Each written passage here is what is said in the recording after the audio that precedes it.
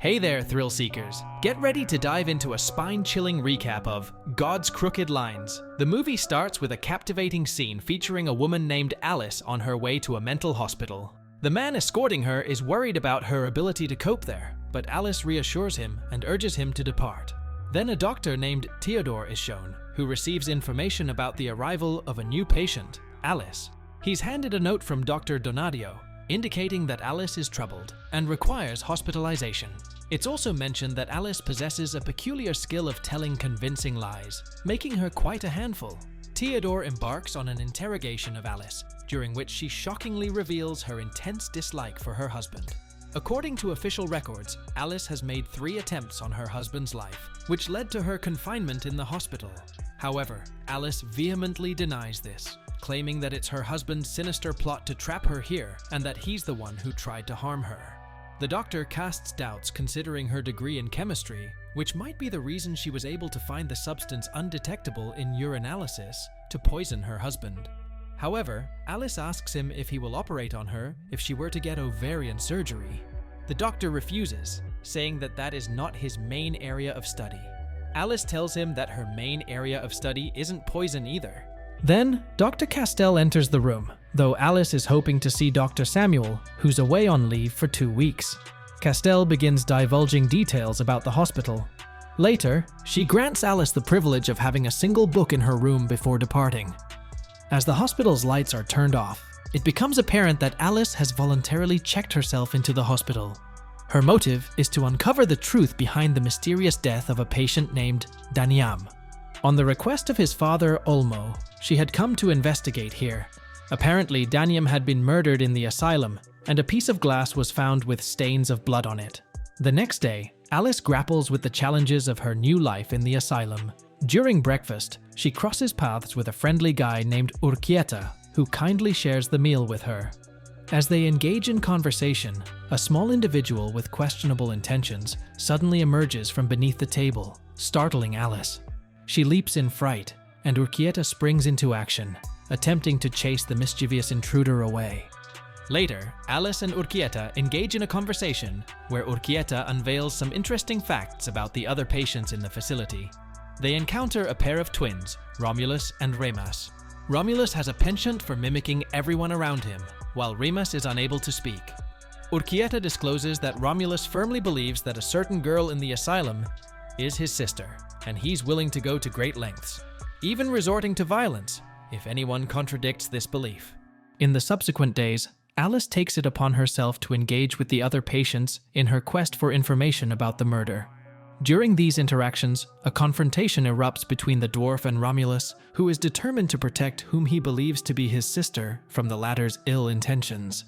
Soon after, Alice is summoned to meet with Dr. Cesar, who begins to harbor doubts about her true condition. He senses that Alice might not be as unwell as she initially appeared. The following day, Dr. Cesar prepares to speak with Alice again. As he offers her a drink, Alice skillfully feigns an accident, causing the liquid to spill onto her dress. She cleverly seizes the opportunity to request access to the washroom keys. Once inside, she clogs the toilet with her socks, creating a commotion that diverts people's attention.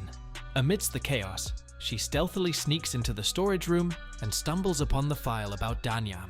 As she goes through the file, suspicions start to form in her mind, particularly regarding Urquieta's potential involvement in Daniam's murder. In the past, Urquieta had been discovered with bloodstains on his hands during the investigation of the crime scene. Alice then approaches Urquieta and directly poses probing questions regarding the murder of Daniam. However, their conversation is abruptly interrupted by unexpected rainfall. Urquieta attempts to seek shelter inside the hospital, but Alice prevents him and persistently continues her line of questioning. To her astonishment, Urquieta's skin begins to break out in red marks, and he collapses in distress, revealing a sudden allergic reaction to water. Alice is now certain that Urquieta cannot be Daniam's murderer, as his reaction to water demonstrates hydrophobia rather than schizophrenia. In a candid moment, she confides in him, revealing her true purpose for being there, to investigate the suspicious circumstances surrounding Daniam's death, which many had believed to be a suicide. Urquieta, in turn, shares vital information with her, disclosing that the dwarf has schizophrenia and used to engage in frequent conflicts with Danium. The following day, Alice decides to shadow the dwarf's movements. She encounters Romulus, who leads her to a petite house constructed from twigs. He explains that he has built the house for his sister, brother, and Alice, firmly convinced that Alice is his mother. In this touching moment, the three of them share a brief, heartfelt connection. However, as Alice listens to distant voices emanating from the nearby forest, her curiosity prompts her to investigate. While on her way there, the dwarf suddenly springs from the bushes, launching a disturbing and inappropriate assault. He resorts to violence, striking Alice's head with a stone, causing her to lose consciousness. Upon regaining consciousness, Alice is confronted with the shocking revelation that she's been responsible for the dwarf's demise. As she recollects fragmented memories of the incident, a nagging feeling persists that someone else was present in the forest that fateful day. Amid her confusion, Dr. Samuel arrives and begins questioning Alice. She had longed to meet Samuel. However, Samuel flatly denies any knowledge of her investigations and insists that she is his patient, further enraging Alice. In her frustration, she heads to the reception area, attempting to call her husband, but she is informed by Samuel that the telephone is restricted for internal hospital calls. Overwhelmed by anger, she shoves Samuel and makes a futile escape attempt, only to be apprehended and placed in isolation. 3 days later, Alice awakens in isolation, where she encounters Castell. She manages to convince Castell of her sincerity, and Castell agrees to assist her. As a result, she gains access to all the doctors. In her revelation, she discloses that her husband is completely unaware of her hospitalization and that she has fabricated falsehoods for Theodore. In reality, her husband genuinely loves her. She explains that her feigned madness was a means to access the hospital's resources for her murder investigation. She goes on to share that Del Olmo had left her at the hospital because he was determined to uncover the truth behind the murder. Her husband had known Del Olmo, which had facilitated her involvement in the investigation. After months of diligent work, she decided to infiltrate the hospital under the guise of a patient. Alice also admits to having crafted the note from Dr. Donadio herself. While some doctors are inclined to believe her, others remain skeptical of her claims. Alice firmly states that once her husband learns of her whereabouts, Samuel will have no choice but to discharge her and send her home. As Caesar and Castell supported Alice, Samuel countered their support by alleging that Alice's husband had uncovered her sinister plot to poison him for her wealth, branding her as a dangerous woman. Consequently, her husband took the drastic step of admitting her to the mental asylum. He says that Alice, upon learning of this revelation, resorted to fabricating the elaborate tale of Danium's murder, gradually losing touch with her reality. Moments later, Urquieta entered the room, bearing witness to the altercation between Alice and the dwarf. He clarified that Alice had merely acted in self-defense, seeking to shield herself from harm. Subsequently, an elderly man conveyed to Alice that Dr. Donadio was abroad and her husband Helio remained unresponsive to any calls. Del Olmo stood as the solitary witness to her story. Shockingly, Alice learned that the individual she believed to be Del Olmo was an imposter, and the true Del Olmo was this old man in front of her. This revelation pushed Alice to the brink, leading others to question the authenticity of her narrative. Alice found herself trapped in a nightmarish scenario, subjected to cruel treatment as if she were an unyielding lunatic. The brutal shock therapy only added to her torment. Her burning desire to uncover the truth behind the mysterious old man intensified, leading her to believe that Helio had orchestrated a cunning plan with the old man to paint her as insane.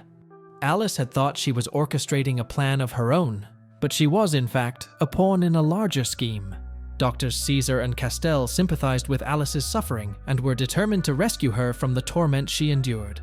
Together, they realized that Samuel must be involved in this conspiracy, and they set out to find evidence.